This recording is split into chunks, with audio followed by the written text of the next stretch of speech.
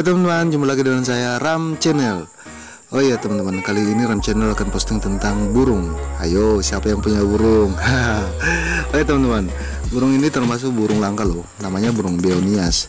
Burung ini bisa tirukan suara orang dan mengingatnya hingga mampu mengucapkannya berulang-ulang.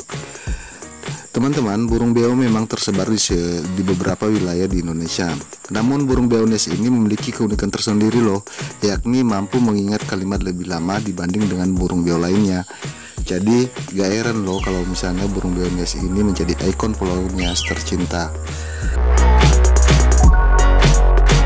Teman-teman, burung ini pemiliknya adalah Pak Oman yang tinggal di Awai, Kabupaten Nias Utara. Jadi kalau ingin melihat, silahkan main aja ke sana. Boleh lihat ya, karena burung ini nggak untuk dijual loh.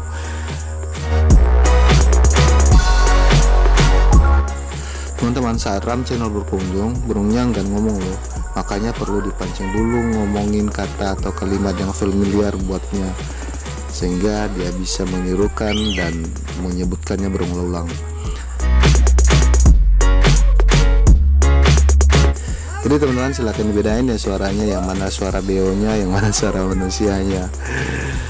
Oke teman-teman, selamat menyaksikan ya. Jangan lupa like, subscribe, dan komen. Kalau boleh di share sih saya di akun media sosial teman-teman, biar channel ini terus berkembang.